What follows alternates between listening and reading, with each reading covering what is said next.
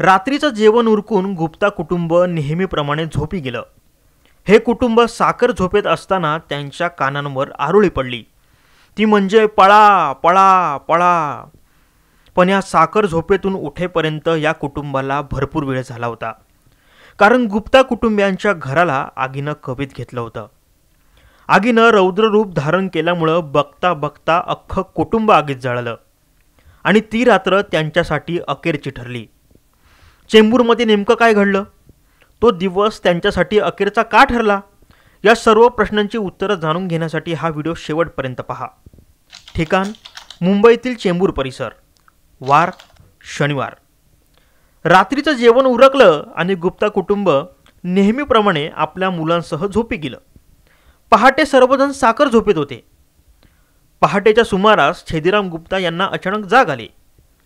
जाग आल्यानंतर त्यांनी घराकडे पाहताच आगीनं घराला कवेत घेतलं होतं। त्यानंतर त्यांनी आरडाओरड करण्यास सुरुवात केली। ही किंकाळी त्यांच्या मोठ्या मुलाच्या कानावर पडली। बाबा आरडाओरड कशासाठी करतायत हे पाहण्यासाठी गेल्यावर त्यालाही आगीची झळ दिसली। त्यानं कोणत्याही क्षणाचा विलंब न करता वडिलांना पहिलं घराबाहेर काढलं।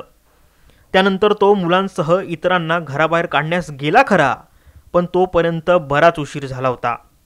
तळमजल्यावरील रॉकेलच्या साठ्याचा भडका उडाला आणि या भडक्यात अख्खं कुटुंब बाप लेकाच्या डोळ्यांदेखत खाक झालं आणि रविवारची पहाट त्यांच्यासाठी काळ ठरली।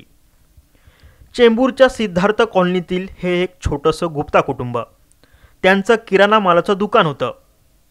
तळमजल्यावर दुकान आणि वरच्या मजल्यावर सर्व कुटुंब एकत्र राहायचं। दुकानात रॉकेलचे कॅन ठेवले होते, मात्र याच कॅननं त्यांचा घात केला। पालिकेनं दिलेल्या माहितीनुसार घराच्या मीटर बॉक्समध्ये शॉर्ट सर्किट झाला आणि तळमजल्यावर ठेवण्यात आलेल्या रॉकेलच्या कॅननं पेट घेतला। त्यामुळे घराला आग लागल्याचा संशय व्यक्त केला जातोय।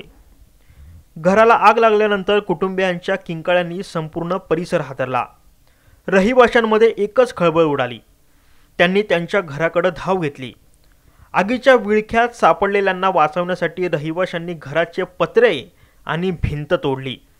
त्यातून 4 वर्षांच्या प्रीतीला आगीतून बाहेर काढण्यास यश आले, पण तिला रुग्णालयात नेले असता उपचार दरम्यान तिनं अखेरचा श्वास घेतला आणि बाप लेकानं हंबरडा फोडला। हे सर्व त्यांच्या डोळ्यांदेखत घडत होतं, पण आक्रोश करण्याशिवाय त्यांच्याकडे काहीही नव्हतं।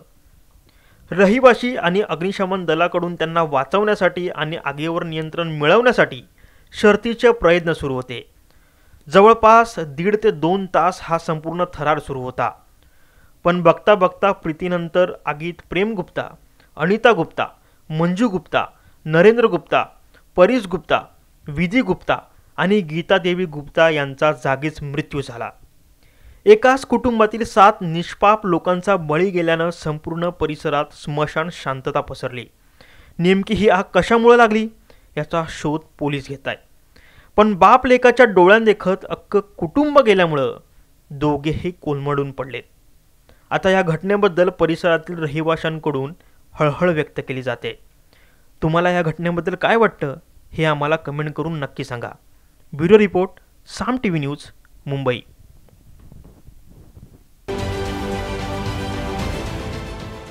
देश विदेशातील प्रत्येक घडामोडींचे लाईव्ह अपडेट मिळवण्यासाठी आता साम टीव्हीच्या सर्व सोशल मीडिया प्लॅटफॉर्मला लाईक, फॉलो आणि सबस्क्राईब करा।